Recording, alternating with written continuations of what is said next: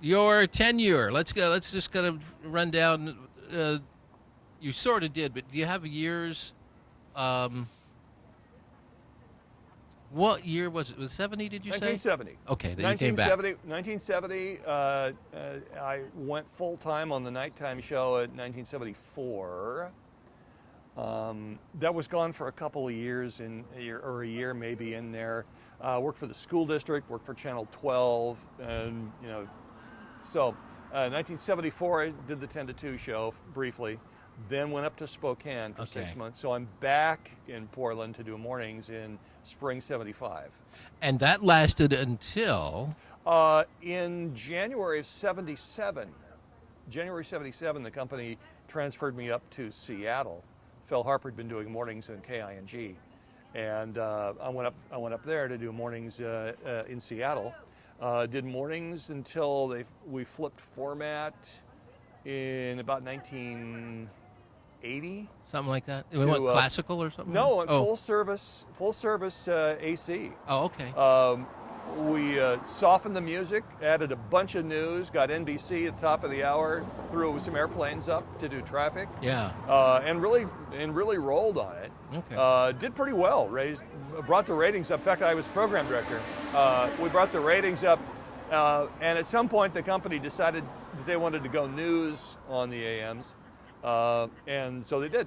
Okay. And John Erickson came up to run that shop. And I stayed on as his ops man and morning host. Oh, okay. I was a morning news host for a year and a half until 1983 when I moved over to KLSY, which is a Sandusky FM adult contemporary station, and I was there for 20 years. Okay. How about one of a couple of the real highlights of your time here? Maybe we can stick with, unless you got something on the late shift, there's a real highlight, but mornings was a very high profile. What kind of things do you just go, man, that was just a great time? Because I'm still doing this. Yeah. I don't reflect back, and if Erickson were here, and he and I worked together for a year. I was going to say, did he join when you were there? No, he came back. He joined after I'd been here for a while. Bob Barron was my. I remember Bob. He came over to KPAM. Bob Barron was my first news guy, and I remember the fireworks. I remember the great promotions. I remember parades. We had and dopey bits. I mean, everybody does bits, but it's the real stuff that sticks with me. One day, for some reason, somehow, a little tree frog came in my briefcase, I guess. Yeah. And made himself obvious during the show. And so I brought him in. John wanted to say, well, I want to meet him. So I brought him into the newsroom on a piece of paper or something, and he hopped away and disappeared down inside the furniture in the newsroom. For Emmett to find later. Right, for Emmett, yeah. That's a frog. Of course, all this happens on the air. And Erickson and I have always believed in turn on the mic and let it happen. And so he disappeared into the furniture. And that was, the call sheet. Yeah. At the front desk had like this 150 calls wanting to know if we ever found the frog. I forgot about the call sheet. Yeah. Did. Oh man. Okay, let's review the lineup while you were there as mornings. Craig after you, or yes. Okay. Craig was middays, and when I went on vacation, he did the morning show. Yeah. And I'm hazy. I really am hazy.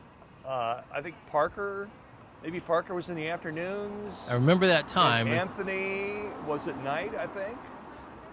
It sounds right. Yeah. And that was, my gosh, that was a great lineup. And then at some point, Hood was 10 to 2 at night. Yeah, Dave Hood came. Dave Hood was in there. And then Ed Riley overnight for. Ed Riley, still, yeah. Ed Riley was over. Dan Martin was the overnight guy from Longview when I got there, and I loved him. Yeah. He had a great work ethic. He would, his show was 2 to 6, and he was always in the building at midnight. Wow. 2 hours. And, he'd be chain smoking and rewriting the weather forecast and pulling oldies, and awesome work ethic. He really impressed me. I'm gonna have to find out how to get a hold of him. I don't know, is he still around? Yeah, Or, I haven't heard all right. anything of him or about him in Bill quite a long Cooper time. seems to like know everybody, so he helped me get your number and other people's numbers. So, okay. So did you work as your PD? Was it a combination of starting with Mike Rivers, Al Mason, or and then Phillips, or who? Uh, yes, Phillips became program director during the time I was up in Spokane. So Al Mason was the PD and sent me up there. Mike became the PD while I was up there. Okay. So it was Mason's vision that I would come back someday, and somehow he managed to trick Phillips into this.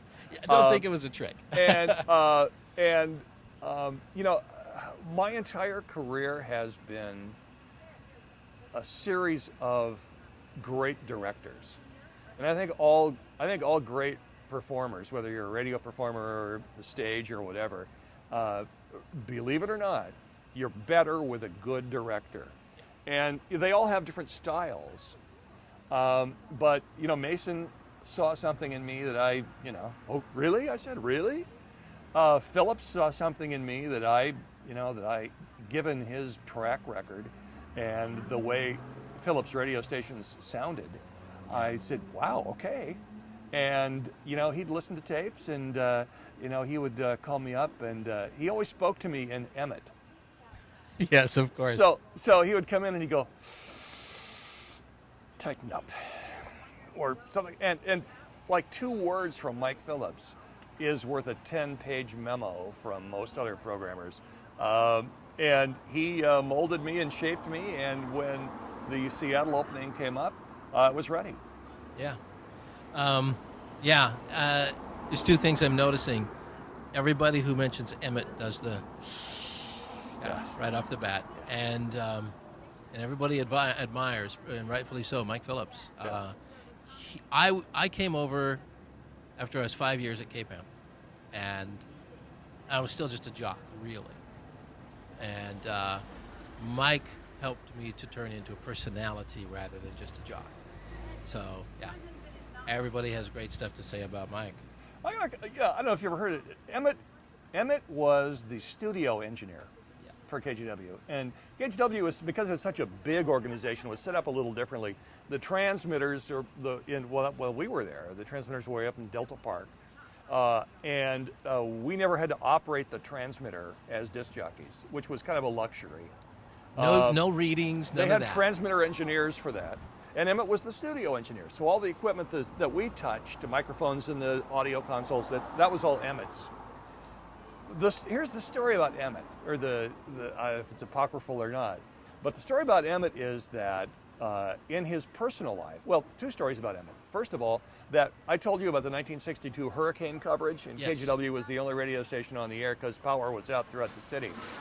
It was on the air because Emmett figured out how to create an emergency power supply. He drove his car up to the window of the studio on 12th, and the radio studios were in the basement. He ran jumper cables down into the basement and hooked up a remote amplifier, and that was how KGW radio stayed on the air during the hurricane, was Emmett in his car. As long as he had gas, you were on. The other story about Emmett is that at some point, the personnel, the HR department, came to the general manager and said, "You've got to talk to Emmett."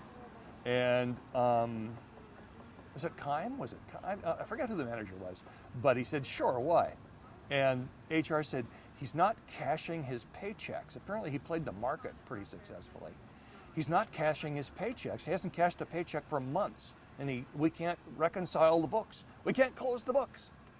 That's the story everybody remembers. And when I started, that was one of the very first stories I heard. That just goes, he's famous for that.